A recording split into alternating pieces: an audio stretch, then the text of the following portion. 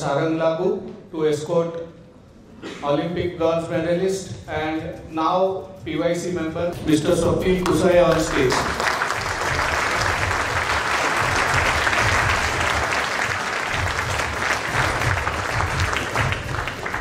Thank you.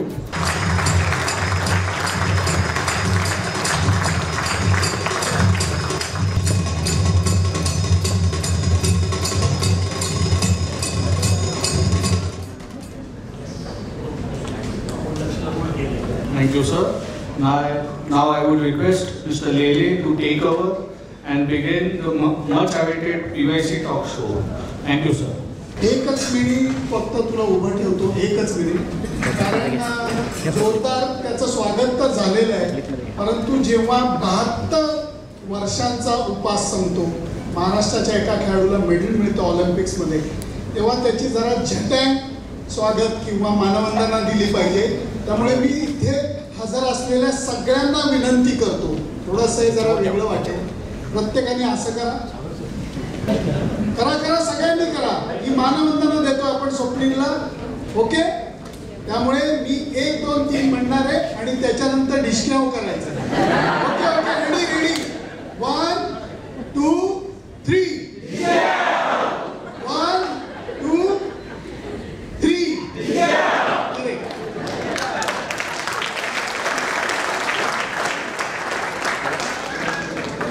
कारण त्याच्याशिवाय मजा नाही.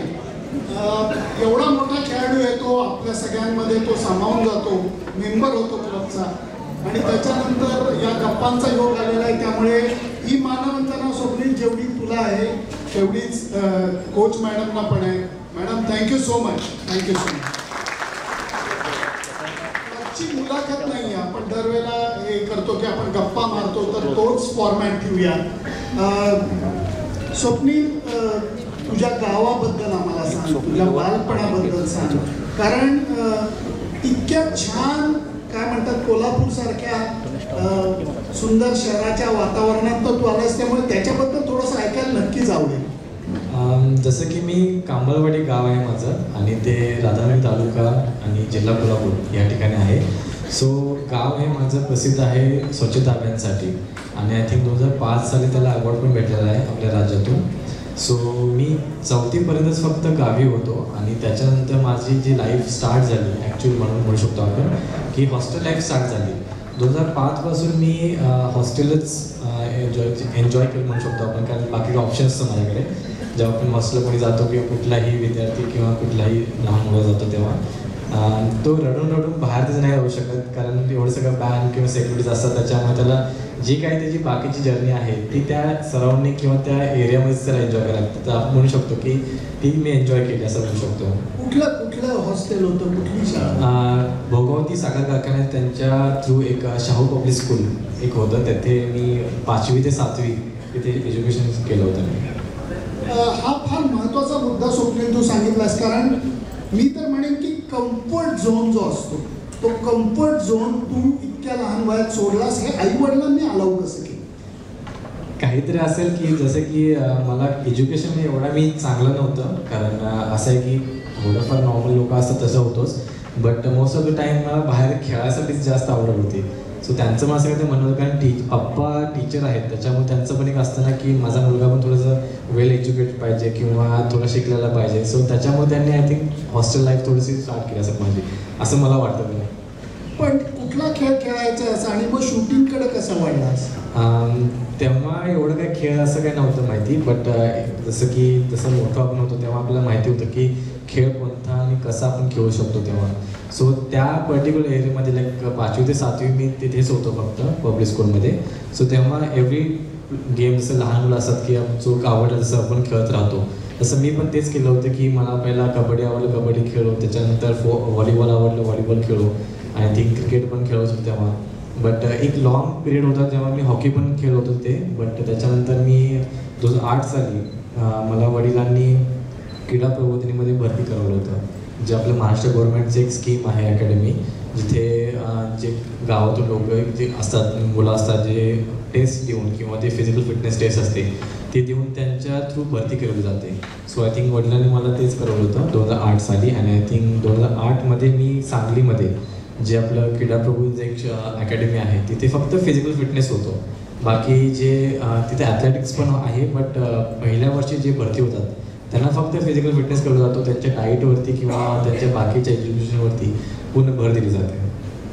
स्वप्नील, शूटिंगकडे कसा वळलास हे विचारायचं आहे. दुसरी एक गोष्ट विचारायची आहे, शूटिंगमध्ये विविध क्रीडा प्रकार आहेत, रायफल आहे, पिस्तूल आहे, हे येते.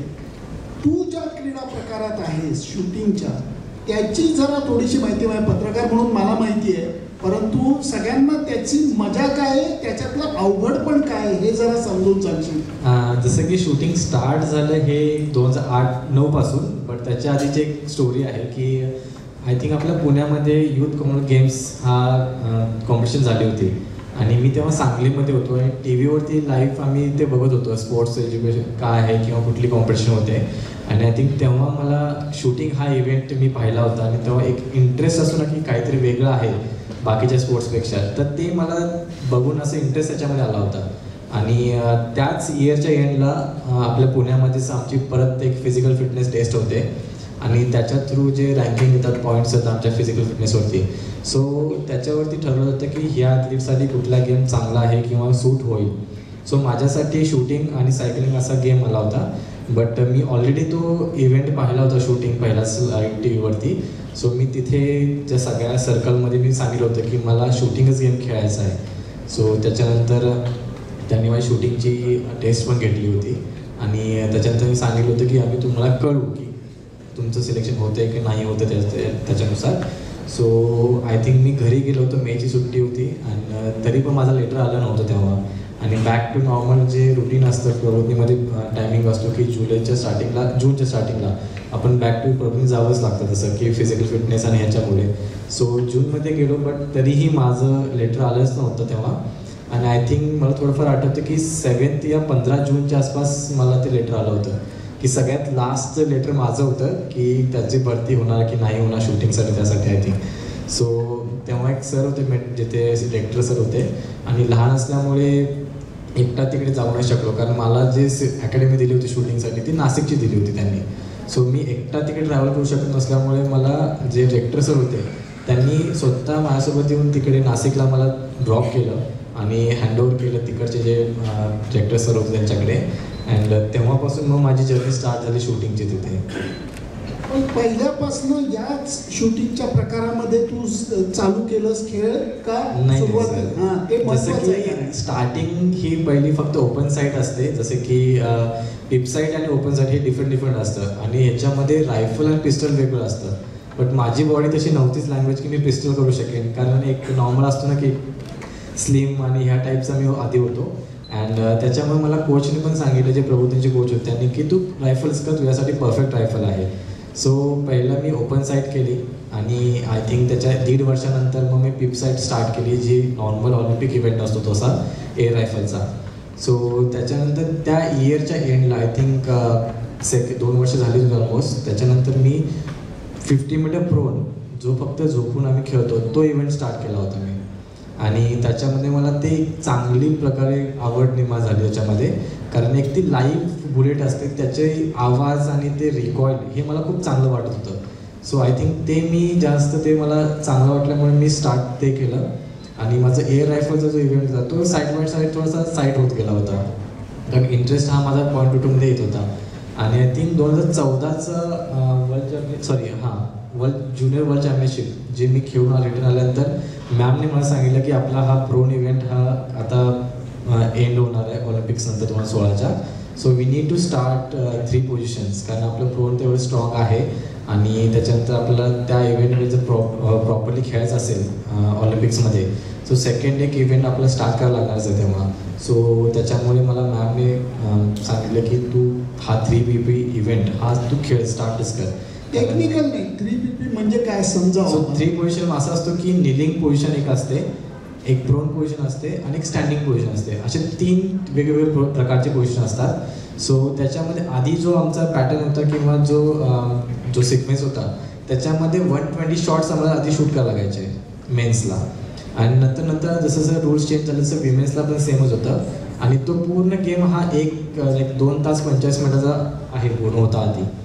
सो आता ते रूल्स चेंज झाले आणि सगळ्या गोष्टी चेंज झाल्यामुळे आम्हाला आता फक्त 60 शॉट चेंज करावे लागतात आणि त्याच्यामध्ये पण वेगवेगळं आहे. जसं की आधी कसं मेंटली पण होतं पण फिजिकली पण स्ट्रॉंग राहावं लागायचं आधी. पण आता कसं आहे की आता मेंटली जास्त स्ट्रॉंग राहावं लागतं कारण आमचं टाईमच नाही विचार करायसाठी की आत्ता स्टार्टिंग खराब झालं तर नंतर मी त्याला रिकवर केलं किंवा त्याला खेचू शकेन.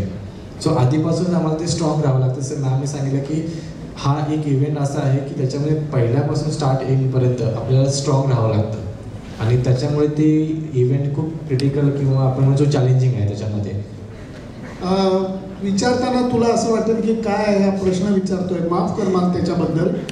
तू असं कर आणि तुझ्या इव्हेंटला इथनं कुठं तुला नेम धरायला लागतो असं त्या लाईनपर्यंत दाखव.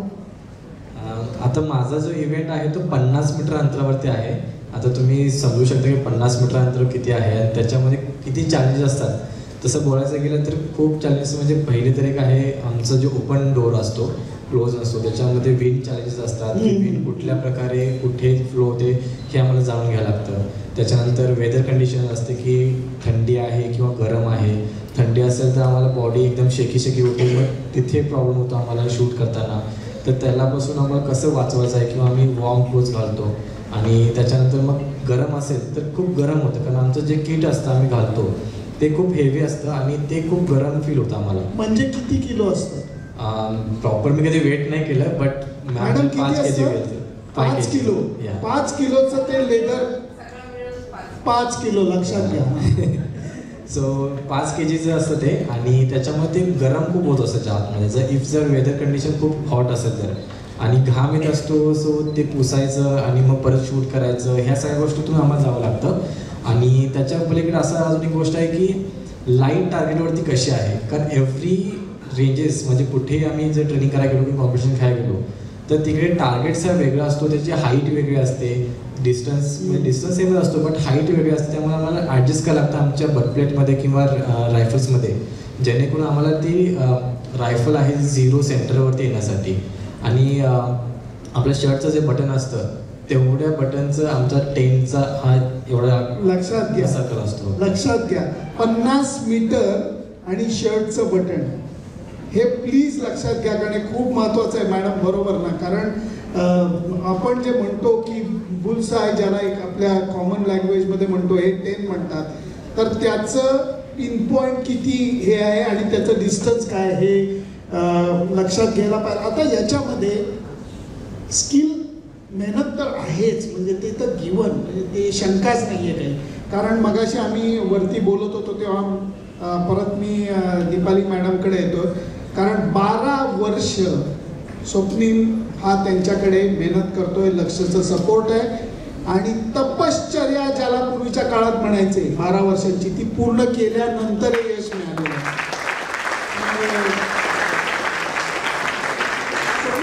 स्किल, संयम, कोचिंग या 3 गोष्टींबद्दल या तुझ्या खेळाच्या बाबतीत काय सांगशील?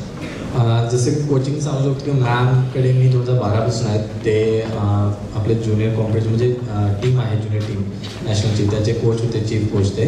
आणि तेव्हापासून मी त्यांच्याकडे ॲज अ स्टुडंट आहे आणि ते माझ्यासाठी एक माझी दुसरी आई असं ते आहे. कारण त्यांनी मला लहानापासून बघितलेलं आहे की माझी काय जर्नी आहे किंवा मला कधी काय फील होतं किंवा कुठल्या कॉम्पिटिशनला मला कधी काय होऊ शकतं हे त्यांनी त्या बारकाईने पाहिलं होतं. आणि हार्डवर्क किंवा जे जर्नी आहे त्याच्यामध्ये असं म्हणू शकतो की आमचं मोस्ट ऑफ द टाईम त्यांनी पाहिलंच आहे की मला फिटनेस खूप आवडतो आणि डाईटवरती मी जास्त फॉलो करतो की काय खायचं आहे काय नाही खायचं. कारण एक तर मला रिसेंटली हे ऑब्झर्व झालं होतं की लॅक्टोज इंटॉलरंट माझं असल्यामुळे सो जे मिल्क प्रोडक्ट आहेत ते सगळे माझे बॅन आहेत. सो मी ते खाऊ नाही शकत. सो समटाईम्स आम्ही जेव्हा बाहेर जातो कॉम्पिटिशनला किंवा कुठल्याही अदर कंट्रीजमध्ये so most of the time तिकडे मिल्क प्रोडक्ट असतातच. सो आम्हाला चूज करावं लागतं मला की कुठला प्रोडक्ट किंवा काय आहे किंवा त्याला कसं खाल्लं जातं किंवा ते मला पहिलं I have to send my nutrition madam जे मला तवचुकी स्पॉन्सर किंवा सपोर्टर आहेत तर त्यांना ते जे टीम्स आहेत त्यांनी मला खूप सपोर्ट केली त्या बाबतीमध्ये की कुठला पदार्थ त्याच्यामध्ये कंटेन आहे की नाही आहे milk product. So I have to every time जेव्हा मी काही खायला घेतो तेव्हा मला ती प्लेट असो किंवा जे पण प्रोडक्ट घेत आहे ते सगळं त्याला पाठवावं लागतं. त्याच्यानंतर त्यांचं अप्रूव्ह येतं की हां हे ठीक आहे फूड, तेव्हा पुढे जाऊन मी खाऊ शकतो. ते असं आहे माझं सध्या. बापरे. आणि संयमाचा भाग किती महत्वाचा आहे तुझ्या खेळामध्ये? जसं की वन टाईम असं पण झालं होतं, एक मोठी कॉम्पिटिशन होती आणि तेव्हा माझं सिलेक्शन झालं नव्हतं. बट तेव्हा खूप दुःख पण झालं होतं. बट मॅम होते, माझी फॅमिली होते आणि इथे राहणारे अक्षदा माझे गाईड आहेत. सो त्यांनी पण सांगितलं होतं की आपलं ड्रीम काही वेगळं आहे. सो ड्रीम आपलं ऑलिम्पिक गोल्ड मेडल घेणं आहे आणि ऑलिम्पिकसाठी देशासाठी खेळणं आहे. सो त्यासाठी ह्या गोष्टीतून तू आपल्याला जावं लागणार आहे. सो आपल्याला ती पार पाडण्यासाठी ह्या गोष्टीतून कसं जायचं आणि किती वेळासाठी संयम पाळणं किंवा कॉन्फिडन्स ठेवणं हे आपल्यासाठी महत्त्वाचं होतं तेव्हा. सो जेवढं काय होईल तेवढ्या गोष्टी आम्ही क्लिअर केल्या. जसं मॅम ऑल द टाईम माझ्यासोबत सपोर्ट करून राहिलेत आणि कोचिंग ज्या प्रकारे त्यांना हवं की जसं की मॅम राहतात मुंबईमध्ये पण मी पुण्यामध्ये असतो. सो जेव्हा पण काय गरज असेल तेव्हा ते यायचे आणि कोचिंग त्या प्रकारे करायचे किंवा शिकवायचे. आणि आत्ता जेव्हा ऑलिम्पिकला गेलो होतो तेव्हा मॅम आपल्या इथेच होती इंडियामध्ये. पण त्यांचा एक कॉन्फिडन्स असतो ना की ॲथलीटवर त्यांच्या मुलांच्यावरती की तू काय ते करून दाखवणार. हा त्यांचा तेव्हापासून होता जेव्हा त्यांनी लास्ट जेव्हा पुण्यामध्ये आम्ही ट्रेनिंग केली होती तेव्हा त्यांनी पाहिलं होतं आणि बोलले होते की तू बिंदास जा खेळ. जो कॉन्फिडन्स तुझ्यावरती जे आम्ही काम केले किंवा सगळ्या गोष्टी केल्या आहेत ते तू आज घडवणारच काहीतरी. सो थँक्यू सो मच मॅमसाठी बोलतो. इतक्या वर्षापासून जो कॉन्फिडन्स म्हणजे विश्वास ठेवला आमच्यावरती आणि मी एकटाच नाही आहे. जसं की मॅमचे आम्ही 6-7 स्टुडंट आहेत. त्यातले 5 स्टुडंट लोकांनी आम्ही कोटा विन केला होता देशासाठी आणि त्याच्यातले 4 लोक आम्ही ऑलिम्पिकसाठी खेळायला गेलो होतो. आणि त्यातला अर्जुन एक आहे, त्याने 4th प्लेसवर आउट झाला. थोडंसं मिस आउटमुळे 1-2 शॉटमुळे तो 4th प्लेसवर आला होता. बट आम्ही शोर की तो नेक्स्ट टाईम पण विन करायला आणि त्यांचे सगळे स्टुडंट ऑलिम्पिक्समध्ये खेळतील. ऑलिम्पिकच्या अगोदरची मोठी टुर्नामेंट तू कुठली खेळलास? जसं की एशियन गेम्स माझ्यासाठी मोठी होती तेव्हा. आणि त्याला काय झालं होतं? त्याच्या आधी पण एक मोठी कॉम्पिटिशन होती जेव्हा मी कोटा विन केला 2022मध्ये. सो ती वर्ल्ड चॅम्पियनशिप होती आणि ती होती कायरोमध्ये इजिप्तमध्ये. सो तेव्हा एक मोठी ट्रॅजेडी घडली होती माझ्यासोबत की मी फायनल्समध्ये आलो होतो आणि मी तेव्हा लीड करतो 2nd रँकवरती आणि 1st 2ndसाठी लीड करत होतो. तेव्हा एक जसं की आमच्यामध्ये फायनल्समध्ये 45 शॉट्सची फायनल असते अँड 41 शॉटला एक बॅड शॉट लागला होता. Something 8.6 or 9 something. I don't remember आता काय शॉट आहे तो, कारण असं म्हणतात ना की पास्ट कधी करायचा नसतो. सो त्या शॉटला मी 4th प्लेसवरती आलो त्या एका शॉटमुळे. अँड तेव्हा एवढं सगळं माझं माइंड किंवा जे बोलू शकतो की पूर्ण ब्लँक झालं होतं की हे का घडलं, कसं घडलं. आणि तेव्हा एवढं काही मला समज नव्हत्या गोष्टीची, कारण मेंटली टफ राहणं माझ्यासाठी तेव्हा खूप महत्त्वाचं होतं. बट आय थिंक तेव्हा देशासाठी कोटा विन केला होता हे मलाही तेव्हा असं माहीत नव्हतं. जेव्हा मी पाठीमागं आलो आणि जेव्हा कोचने सांगितलं की आज तू कोटा विन केला देशासाठी, बट त्याचं मला काहीच म्हणजे हॅपी मुवमेंट नव्हतीच तेव्हा. कारण असं होतं की मी आज मेडल हारलेलो आहे आणि तेच दुःखामध्ये माझं सगळं काय तो दिवस पूर्ण गेला होता. बट समहाऊ मॅम होते, दादा होते माझे, तर त्यांनी फोनवर सांगितलं होतं की ठीक आहे, एक जर्नी आहे त्याच्यामध्ये ह्या गोष्टी घडतात, अजून आपण ते वर्क करू कसं त्याला चांगल्या प्रकारे कंट्रोल करता येईल किंवा तो शॉटला नाही परत आणता येईल. सो ती गोष्ट घडली होती. आणि सेम गोष्ट घडली होती आता रिसेंटली 2023मध्ये आपलं जे एशियन गेम्स आले होते चायनामध्ये, तेव्हा पण मी फायनलला होतो आणि तोच सेम जेव्हा मी 4th पॉईंटने लीड होतो आणि 1st रँकिंगवरती होतो तेव्हा मी. And same shot like 41 shot होता तोच सेम. तेव्हा पण 7.6 काय ते शॉट लागला होता. अँड तेव्हा मी फर्स्टवरून सरळ खाली 4th वरती आलो होतो. तेव्हा तर माझे डोकं चाललं होतं की काय झालं, कसं झालं. अँड आय थिंक कम्प्लिटली त्या टाईमनंतर माझं थोडंसं ब्लँकच होतं पूर्ण लाईफ, म्हणजे म्हणू शकतो 15 दिवस 10 दिवस. अँड त्या टाईमनंतर मी जेव्हा PD होत्या प्राईज डिस्ट्रीब्युशन असतं तेव्हा आम्हाला टीमचं गोल्ड मेडल पण भेटलं होतं, कारण आम्ही वर्ल्ड रेकॉर्ड पण बनवलं होतं तेव्हा इंडियन टीमने. सो PDच्या टायमिंगला माझ्या चेहऱ्यावरती हसू तर बिलकुलच नव्हतं, कारण ते असं होतं काहीतरी मी लॉस केलं असं माझ्या लाईफमध्ये. ते असं एक होतं माझ्यासाठी. बट समहाऊ माझे जे ॲथलीट होते, जो सोबतचे टीममेट्स होते किंवा जो सपोर्टिंग स्टाफ होता, त्यांनी त्या प्रकारे चेअरअप केलं. आणि जेव्हा विलेजमध्ये गेलो तेव्हा ते थोडंसं हॅपी मुवमेंट किंवा डिनरसाठी हे सगळ्या गोष्टी केल्या.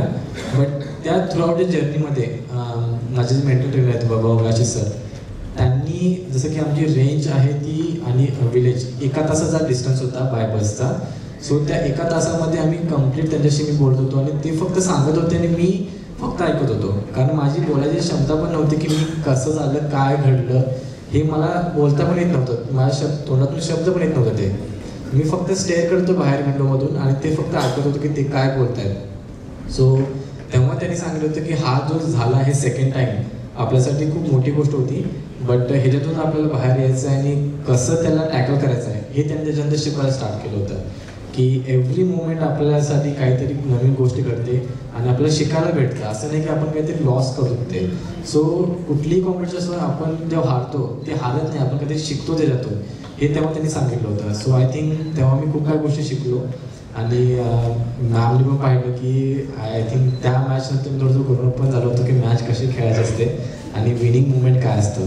सो याच मुद्द्यावरती खरं तर अजून थोडासा प्रकाश टाकणं गरजेचं आहे. अशा करता की शूटर जो असतो, उद्या समजा गोल केला तर हॉकी किंवा फुटबॉलवाला लगेच हात वर करतो, मॅचेत बागडत सुटतो.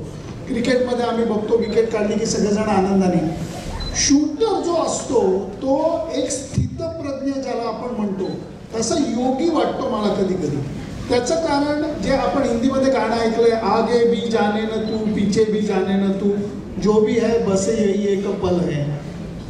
ही जी गोष्ट आहे ही अंगी बाणवणं की भाव मागं आधीचा शॉट काय झाला हे लक्षात ठेवून चालत नाही आणि पुढं काय होणार आहे हेही तुम्हाला डोकावून बघता येत नाही. त्या शॉटवरती पूर्ण लक्ष देऊन तुम्हाला कॉन्सन्ट्रेट. तर ही जी गोष्ट ही शूटर करता किती महत्वाची हे तुम्ही अंगी कशी बाणवता? जसे की सर जो एक शॉट आम्ही शूट करतो तर आम्हाला प्रत्येक शॉटवरती फोकस करावा लागतो. आधी काय शॉट लागलेला आहे आपण त्याला चेंज नाही करू शकतो कम्प्लिटली की किती असो 10.9 असो किंवा 8 असो 7 असो. सो आम्हाला त्याला चेंज नाही करता येत. आणि दुसरा त्याचा पुढचा शॉट आहे तो काय लागणार आपण प्रेडिक्ट करू शकतच नाही. सो आपल्या हातात आहे जे प्रेझेंट मुवमेंट आहे, प्रेझेंट शॉट आहे, त्याच्यावर फोकस करणं आमच्यासाठी मोस्ट इम्पॉर्टंट असतं. आणि एव्हरी ॲथलीटला असतं की असं नाही की शूटिंगमध्ये पण बाकीच्या लाईफमध्ये पण जे लोक करतात त्यांना प्रेझेंट राहून जे त्यांच्या हातामध्ये आहे त्याच्यावर लक्ष देणं हे मोस्ट इम्पॉर्टंट आहे. आणि कारण तुम्ही रिॲक्ट पण करत नाही, म्हणजे चुकलं तरी तुमचा चेहरा ब्लँक असतो आणि 10 out of 10 लागलं तरी ब्लँक चेहरा असतो. तर सर कसं आहे की 10 लागला जर हॅपी मुवमेंट आम्ही केलं तर जे कॉन्सन्ट्रेशन असतं आमचा जो फोकस असतो तो साईड लावून जातो. तर त्या हॅपी मुवमेंटमध्ये काय होतं की मग जो आपला प्रोसेस असतो किंवा आम्ही जे फोकसने जे ट्रेनिंग केलं असतं ते साईडला जातं. मग आपण डायव्हर्ट होतो, मग कुठेही शॉट्स लागायला चालू होतात. सो इट्स बेटर की रिॲक्ट नाही करणं हे आमच्यासाठी महत्त्वाचं आहे. परत एक स्टुपिड प्रश्न की समजा 10 पैकी 10 लागलं किंवा 7.6 लागलं तर जी धगधग चालू होते त्याचा सुद्धा परिणाम होतो एमिंगवरती? हो होतो ना. कारण काय होतं की जसं की आमच्या इव्हेंटमध्ये 3P जर निलिंगमध्ये 100 जसं की 20 शॉट्स असतात निलिंगमध्ये, सो 200 of 200 लागलं तर एक मनामध्ये चांगली गोष्ट पण होते की यार 200 लागलं आहे आता तर मी तर धमाल करू शकतो. बट समहाऊ ते बॅड कंडिशनमध्ये असते की आपण जेव्हा हॅपी मुवमेंट करतो तर बाकीचं प्रोसेस विसरून जातो आणि त्या हॅपी मुवमेंटमध्ये आपण मग सुटून जातो की हां ठीक आहे होते माझं चांगलं होतं आहे आता प्रोसेस लक्ष द्यायची गरज नाही, आपण फक्त शूट करत जाऊ. पण असं नाही झालं. एव्हरी मुवमेंटला आपल्याला त्या सिक्वेन्सनुसार आपलं शूट करावं लागतं की आज तो प्रेझेंट टाईम आहे ते बघायला लागतं की आज माझी बॉडी कंडिशन कशी आहे किंवा आज कसं रिॲक्ट करत आहे बॉडी किंवा वेदर कंडिशन्स काय आहे, जर लक्ष देणं आम्हाला महत्त्वाचं असतं तेव्हा. फार सुरेख. कारण हीच गोष्ट आम्हाला तुझी ती शेवटची राऊंड बघताना जाणवली. इथे एक महत्त्वाची गोष्ट मला तुला विचारायची, क्वालिफाईंग आदल्या दिवशी आणि फायनल दुसऱ्या दिवशी झोपलास कसा रे बाबा? हो खरंच सिरियसली. अहो दुसऱ्या दिवशी आज याची मुलाखत घ्यायची तरी काल मी जरा चुळबुळत होतो. आणि ऑलिम्पिक मॅडम खरोखर, कारण ही गोष्ट कशी काय, कारण मी असं ऐकलेलं आहे की ह्याच्यासाठी सुद्धा मदत होती. जसं की कुठल्याही मोठ्या कॉम्पिटिशनसाठी कुठल्या ॲथलीटला झोप नाही आहे आणि ही रियालिटी आहे. जसं की क्वालिफिकेशनसाठी पण माझं 3-4 वेळा माझी डिस्टर्ब स्लीप झाली होती. मी 3-4 उठलो पण होतो. बट समहाव कसं असतं की जसं मॅमनी सांगितलं आम्हाला की झोप कमी झाली तरी चालेल, त्याच्याने ॲक्टिवनेस असतो किंवा बॉडी ॲक्टिव्ह थोडीशी असते. पण अति झोपल्याने बॉडी एकदम नम होऊन जाते आणि त्याच्यामध्ये आपल्याला शूटिंग चांगली करता येणार. सो सेम असेच झालं होतं की 3-4 वेळा माझी झोप उघडली होती आणि बट देवाच्या कृपेने सकाळी असं वाटलंच नाही की झोप झाली नाही आहे. एक फ्रेश माइंडेड होते सगळं काही आणि एक पॉझिटिव्ह होतं. प्रेशर तर असतं सगळं काही, बट त्या ठिकाणी सरांनी जसं वैभव सर होतं त्यांनी टॅकल कसं करायचं प्रेशरला हे सगळं सांगितलं होतं. सो आणि आय थिंक अजून एक ट्रॅजेडी घडली होती. जसं की सकाळी ब्रेकफास्टला जसं लॅक्टोज इंटॉलरन्स असल्यामुळे मला आल्मंड मिल्कच कॅरी करायला लागतं. सो त्या ठिकाणी विलेजमध्ये डायनिंगमध्ये आल्मंड मिल्कच नव्हतं तेव्हा त्या ठिकाणी. I think I don't know काय देवाची कृपा होती काय होती मला माहीत नाही. सो त्या दिवशी ब्रेकफास्ट पण झाला नव्हता. जस्ट आय थिंक मी ब्लॅक टीज पिली होती आणि मी गेलो होतो तेव्हा. सो कारण पोटामध्ये बटरफ्लायज पण होते. बट न्यूट्रिशन मॅडमशी आमचं जे डेलीचं रुटीन असतं की डेली काय खायचं किंवा काय नाही किंवा मॅचच्या दिवशी काय खायचं हे पण आम्हाला पहिलंच सगळं सेट करावं लागतं की त्या दिवशी कशी बॉडी असणार आहे किंवा त्या दिवशी फोकस कसा ठेवायचा आहे. सो आय थिंक तेव्हा पण मी ब्लॅक टीज पिऊन गेलो होतो आणि ते माझ्यासाठी आधीपासूनच एक चांगली गोष्ट आहे की ॲक्टिव्ह बॉडी राहते किंवा थोडासा फोकस राहतो आणि बॉडीला कसं की उत्तेजना भेटते की आज डल नाही वाटत. आणि खाल्ल्यानंतर काय होतं की बॉडी थोडीशी नम होऊन जाते. ते पचनक्रिया असते ना त्याच्यावरती जास्त फोकस करतो जेणेकरून माइंडवरती फोकस नाही करत ते. कारण 3 प्रकार याच्या खेळात आहेत. एक उभं राहून आहे बरोबर, एक नीलिंग आहे आणि तिसरा झोपून आहे सर. तो आपण नाही करू शकत बरेचसे जण, कारण होडी होईल आपली होडी. या गोष्टींसाठी त्याचा उपयोग होतो की तू जे कमी खाल्लंस किंवा हे ते या सगळ्या बारीक बारीक बारीक गोष्टींचा सुद्धा अंतिम याच्यामध्ये खूप मोठा परिणाम होत असतो. हो सर, जसं की काय असतं की मॅमचं ऑल द टाईमचं आहे की आपल्याला खाणं गरजेचं असतं थोडं तरी, कारण आपण इतक्या वेळ तिथे परफॉर्म करणार, एनर्जी लागते. बट त्या दिवशी खाल्लं हे त्यांना पण नव्हतं माहिती. ते आता त्यांना समजलंय. बट कधी त्यांना असं माहिती होतं की हा खात नसतो काही किंवा त्यांना फोर्सफुली मला सांगतात की खास तू आता. लक्षच लागत नाही खाण्यापिण्याकडे, झोपेकडे. हा ते तर आहे. आणि इव्हन सेम गोष्ट घडली होती फायनलच्या दिवशी पण की पोटामध्ये एक बटरफ्लायज होते किंवा ती झोप होती ती पण झालीच नव्हती. 3 वेळा तर मी आय थिंक उठलोच होतो. बाहेर पाऊस पण चालू होता त्या दिवशी आणि ते वीज आणि एव्हरीथिंग वॉज चालू होतं. सो मी बसून फक्त बाहेर बघत होतो कारण झोप तर येत नाही, लागत नाही कधीच कुठल्याही मोठं कॉम्पिटिशन टायमिंगला. सो बाकी काय करायचं, गाणे तर ऐकू नाही शकत कारण रूममेट असतो त्याला पण डिस्टर्ब नाही झालं पाहिजे. सो फक्त पाऊस चालला होता ते बघत बसलो होतो. आणि आय थिंक थोडंसं एक टायमिंग झाला की आता उठायचं टायमिंग आहे. कारण मोस्ट ऑफ द टाईम मी लवकरच उठतो ऑल द टाईम. कधी रेस्ट पिरियड असतो किंवा मॅम मला रेस्ट आहे तेव्हा पण माझं असं होतं की नाही लवकर उठलंच पाहिजे मला असं होतं मग ते. सो तसा टाईम आला आणि मग बॅक टू रुटीन जे आहे माझ्या प्रिपरेशनसाठी ते मग स्टार्ट झालं होतं. ते मित्र फायनलचं जे झालं ते आम्ही सगळ्यांनी खूप एन्जॉय केले. म्हणजे तुझा प्रत्येक शॉट आम्हाला टेक्निकली जरी कळला नाही तरी मन आमची सगळ्यांची त्याच्यात इन्वॉल्ड होती. जेव्हा ते शेवटचा क्षण येतो आणि त्यावेळेला भावना कंट्रोलमध्ये ठेवून लक्ष साधणं या गोष्टींसाठी जी समाधी अवस्था असते ती यावेळेला प्रत्यक्ष अनुभवलीस तू? जसं की मॅच नंतर जे कोचेस होते किंवा बाकी सपोर्टिंग स्टाफ होता किंवा मॅम होते त्यांनी फोनवर सांगितलं की आज काहीतरी घडले तुझ्याकडून. म्हणजे आजपर्यंत मी फास्ट शूटर होतो बट जसं की मॅम होते त्यांनी सगळे सांगितलं की वी नीड टू थिंक की त्या दिवशी काय सिच्युएशन आहे आणि त्या प्रकारे आम्हाला खेळायला लागतं तिथे मग. सो एव्हरी टाईम मी मॅच आमच्या 1.5 तासाची मॅच असते. So most of the time मी 1 तासात कंप्लीट करायचो आधी, एवढा फास्ट शूटर होतो. बट नंतर मॅमने तुझं सांगितलं की त्या गोष्टीसाठी आपल्याला गरज need to work on that की कधी सिच्युएशन असं असतं की विंड जास्त फ्लो होते तर आपल्याला कसं तिथे थांबून तिथे मग स्टेबल राहायला लागतं. सो त्याच्यामुळे ह्या टाईमची जी मॅच होती किंवा फायनल होती एकदम कामली शूट केली होती मी, जी आजपर्यंत मी स्वतः मला वाटतं की मी कधी केली नाही. मॅम पण सांगते कधी केलीच नसेल असं वाटतं मला. इतकी ती समाधी अवस्था होती. इथे मला महत्त्वाचा प्रश्न विचारायचा असा स्वप्नील की यशानंतर तर तू बघतोय सगळेच जण तुझ्या मागं पळत आहेत पण जी पहिली 12 वर्ष होती त्यावेळेचा सपोर्ट, मग तो लक्ष्य फाउंडेशनचा असू देत, गव्हर्नमेंटचा असू देत, फेडरेशनचा असू देत, स्पोर्ट्स अथॉरिटी ऑफ इंडियाचा असू देत, ह्याच्यात बदल कसा झाला आणि त्याचा फायदा काय झाला? जसे की 2009 पासून मी शूटिंगमध्ये स्टार्ट झाली आणि क्रीडा प्रबोधिनी आपलं जे आहे गव्हर्नमेंटचं ते नाशिकपासून मी स्टार्ट केलं. त्यांनी आपल्या एज्युकेशनमध्ये सपोर्ट केला. इव्हन जे ॲम्युनिशन्स असेल, जे आपले खूप महाग ॲम्युनिशन्स असतात, रायफल आहे किंवा बाकीचे ट्रॅव्हलिंग किंवा कॉम्पिटिशन जाणं, एव्हरीथिंग ते सगळं त्यांनीच केलं. सो ते 2014पर्यंत मला त्यांनी स्पॉन्सर केलं होतं चांगल्या प्रकारे. आणि त्याच्यानंतर मग माझी जॉईनिंग केलं मी रेल्वेजमध्ये 2015 साली. सो मला त्याच्यानंतर सोडायला लागलं, कारण त्यांचा असा क्रायटेरिया आहे की कोणी जर ॲथलीट जर कुठेतरी जॉईन करतो त्यांचे एक फायनान्शियल सपोर्ट स्ट्रॉंग होतं, सो ते त्यांना सोडायला लागतं जेणेकरून दुसरे न्यू ॲथलीट्स तिथे जॉईन करतील. बरोबर. सो त्याच्यानंतर आय थिंक 2014 पासून लक्ष आहे त्यांनी सपोर्ट केला. अमोल सर त्याच्यामध्ये मला सपोर्ट करतो आहे चांगल्या प्रकारे. सो 2016पर्यंत त्यांनी सपोर्ट केला मोस्टली.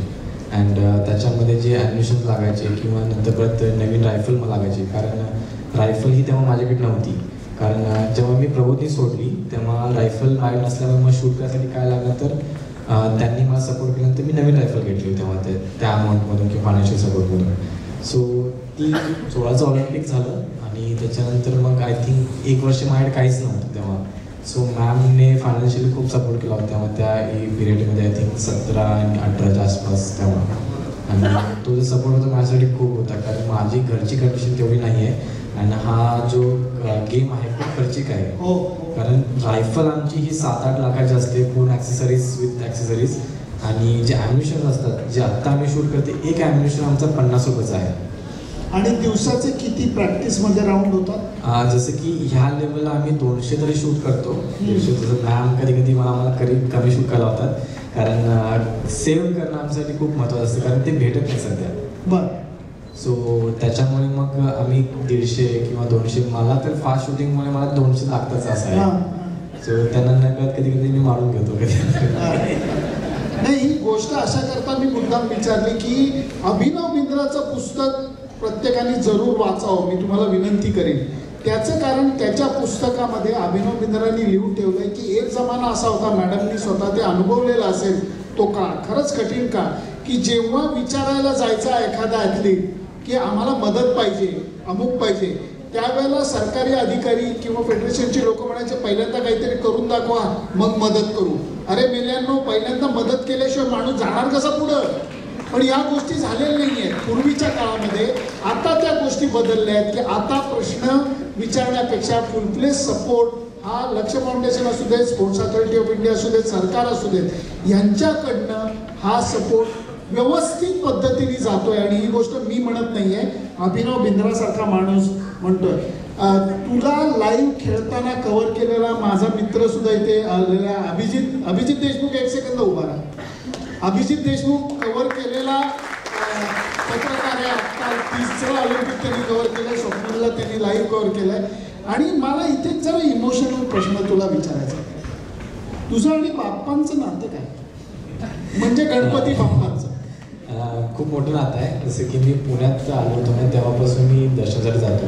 जसं की माझे जे दादा आहेत अक्षरदादा, ते पण एक ॲथलीटच आहेत, रॅपिड फायर शूटरच आहेत. सो ते माझ्या मोठ्या भावासारखे आहेत आणि आम्ही एकत्रच फ्लॅटमध्ये राहिलेलो आहे. पण त्यांचं लग्न झाल्यानंतर मग ते शिफ्ट झाले, मग मी एकटं राहत होतो. पण जेव्हा आम्ही सोबत होतो तेव्हा आम्ही डेली सकाळी मॉर्निंगला दर्शनासाठी यायचो, आरतीसाठी यायचो आणि वैशालीला ब्रेकफास्ट करून बॅक टू आपल्या शूटिंगला जायचो. सो ते एक असं इमोशन की देवाकडे आपण जातो, ते पूर्ण आपण सगळं विसरतो आणि फक्त तिकडे ध्यान करत असतो. तर ते एक नातं माझं त्याच्यासाठी तिकडे आहे. आणि जे पण त्यांच्याकडे मागतो मी, तर त्यांनी सहकुशीने जेव्हा द्यायचं तेव्हा दिले. असं नाही की मला जेव्हा आत्ता गरज आहे तर मला आत्ताच भेटणं, असं नाही आहे. त्यांना माहिती असतं की तेव्हा कधी द्यायचं आहे त्याला किंवा कधी नाही दिलं पाहिजे हे त्यांना माहिती आहे. सो आय एम थँकफुल गॉडला की कसं त्यांनी. एक सांग, पण गेल्या महिन्याभरात सगळं बदललं ना? स्वप्नीलचं आयुष्य बदललं. माझ्यासाठी मी तोच आहे आधीचा, बाकी लोकांसाठी बदल काय? आता गेले 1 महिन्यापासून मला प्रॉपर झोप पण नाही आणि माझा फिजिकल फिटनेस नाही झालेला पहिली गोष्ट. कारण दिवसातून 3-4 वेळा लोकांना भेटणं आणि एव्हरीथिंग होते, फंक्शन्स होतात. दही अंडीपासून PYC पर्यंत. ते तर आहे सर. सो पण लोकांचं प्रेमही याच्यातनं कळतंय. सर्वात तुला भावलेलं कुठलं होतं? कांबळगावचं तुझं वेलकम हे सर्वात अगदी. हो, म्हणजे जसं की गाव कोल्हापूर, मॅम तर पाहिले फर्स्ट टाइम मॅम कोल्हापूर त्या टाइम त्या रॅलीसाठी आले तेव्हा गावी आले होते.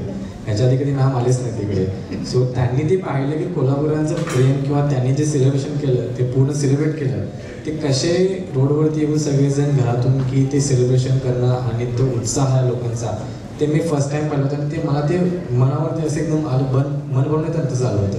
आय थिंक एक टाईमला ते जे लोक सगळं सेलिब्रेशन आणि त्यातून माझ्या डोळ्यात पण पाणी आलं होतं की ते बघून किंवा खेळासाठी जे प्रेम आहे ते त्यांनी बघल्यानंतर मला खूप आनंद झाला होता. आणि आय थिंक जे गावातील लोक आहेत, माझं कोल्हापूरपासून गाव आहे 45 किलोमीटर गाव आहे.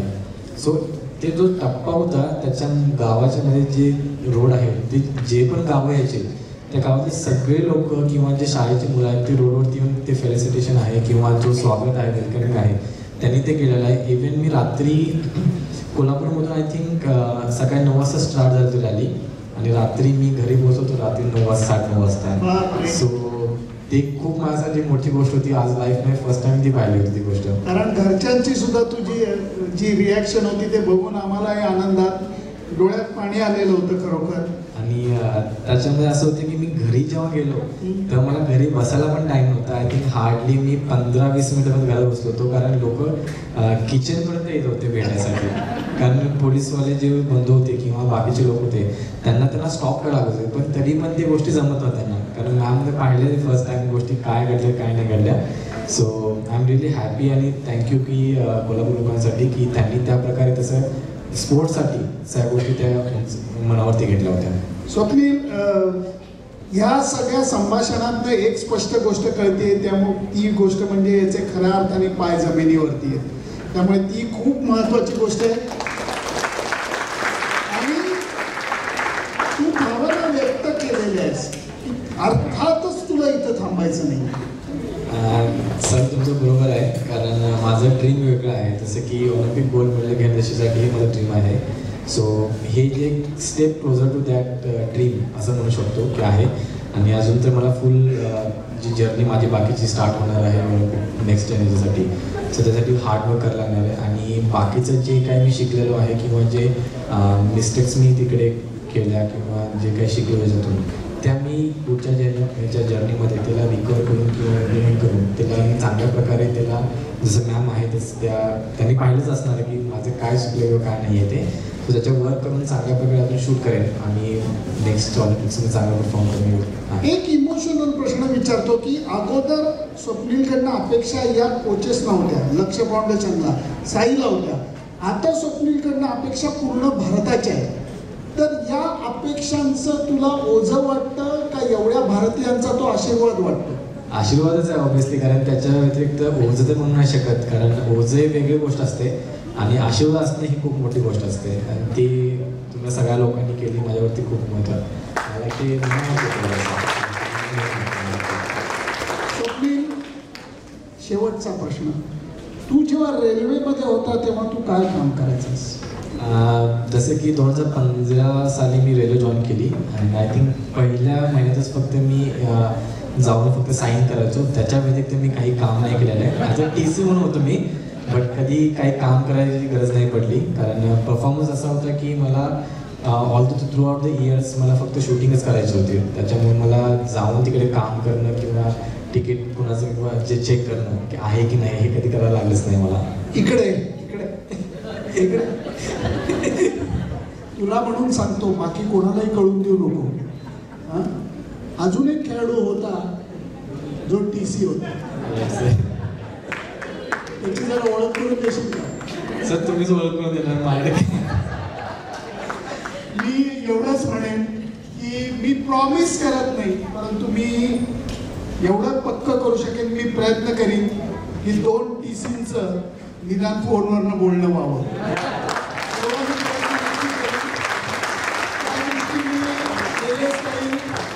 बॉलिंगही चालू केलेली आहे देसाई, हळूहळू बॉलिंग चालू केलेली आहे. त्यामुळे मित्रा, क्या बात आहे. तुझे ही जर्नी ऐकणं आणि तू इतक्या मनमोकळेपणाने, हा मुलाखत नव्हती, या गप्पाच होत्या आणि त्याच सहजतेने तू बोललास. आज स्वतः कोच मॅडम इथं आले. Deepali madam, thank you so much PYC तर्फे. तुमच्या मेहनतीचं हे फळ आहे, तपश्चर्याचं फळ आहे, जिथं स्वप्नीलने मेडल आणलेलं आहे. अमोल, तुझेही धन्यवाद, लक्षाचेही धन्यवाद. आणि एवढंच म्हणू की आत्ता तुझा हा सत्कार, PYC तर्फे सत्कार, तुला मेंबरशिप देणं, परंतु आता पुढच्या वेळेला मेडल घेऊन तू इथे येशील तेव्हा ती बाहेरची साडी असेल, एवढं लक्षात त्यामुळे तयारीत राहा. तूही चांगला खेळशील आणि पुढच्या वेळेला एक वेगळ्या गप्पांचा कार्यक्रम होईल, तेव्हा तुझ्या मेडलचा रंग बदललेला असेल. Thank you so much.